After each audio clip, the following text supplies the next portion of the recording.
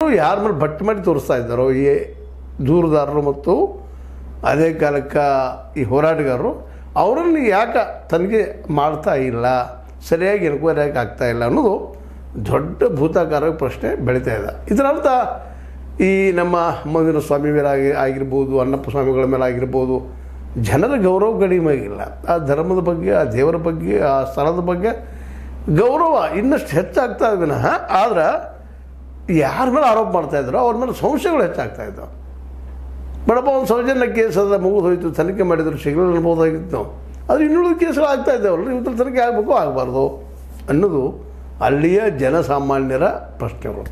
ಮತ್ತು ಒಂದೊಂದಾಗಿ ಅಲ್ಲಿಯ ಸತ್ಯಗಳು ಹೊರಗೆ ಬರ್ತಾ ಇದ್ದಾವೆ.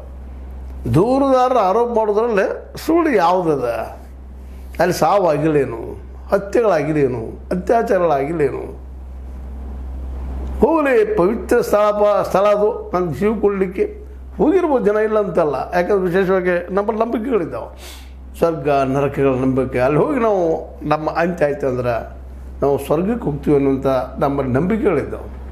ಈ ಹಿನ್ನೆಲೆಯಲ್ಲಿ ಅಲ್ಲೂ ಅವು ಆಗಿರ್ಬೋದಿಲ್ಲ ಅಂತಲ್ಲ, ಆದರೂ ಈ ಪ್ರಮಾಣದಲ್ಲೇ ಸ್ವತಃ ವಿ ಎಸ್ ಉಗ್ರಪ್ಪರ ತಮ್ಮ ರಿಪೋರ್ಟ್ದಲ್ಲಿ ಸ್ಪಷ್ಟಪಡಿಸ್ತಾ ಇದ್ದಾರೆ, ತಿರುಪತಿಯಲ್ಲೂ ಇಷ್ಟು ಸಾವಾಗೋದಿಲ್ಲ, ಇಂಥ ಸಾವುಗಳಾಗೋದಿಲ್ಲ, ಶ್ರೀಶೈಲದಲ್ಲೂ ಇಲ್ಲ, ಇಲ್ಲಷ್ಟೇ ಆಗಿ ಪವಿತ್ರ ಸ್ಥಳದಲ್ಲಿ ಈ ರೀತಿ ಆಗ್ತಾ ಇದ್ದಾವೆ.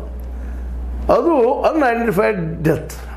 ಅದು ಏನಾಯಿತು, ಯಾವ ರೀತಿ ಇರ್ಕೊಂಡ್ರು ಸಹಿತ ಗೊತ್ತಾಗಂಥ ಸ್ಥಿತಿಯೊಳಗೆ ಅವ್ರನ್ನ ಮುಚ್ಚಾಕುವಂಥ ಪ್ರಯತ್ನಗಳು ಆಗ್ತಾಯಿದ್ದಾವೆ ಮೇಲೆ ಮೇಲೆ. ಯಾಕೆ ಅನ್ನೋದಕ್ಕೆ ಇವತ್ತಿಗೆ ಉತ್ತರ ಸಿಗ್ತಾಯಿಲ್ಲ. ಅದನ್ನು ಇವತ್ತು ಚಳವಳಿಗಾರರು, ದೂರುದಾರರು, ಹೋರಾಟಗಾರರು ಅನ್ನುವಂಥ ಈ ಎಲ್ಲ ಜನ ಇವತ್ತು ಸಿಡಿದೆದ್ದು ನಿಲ್ತಾ ಇದ್ದಾರೆ.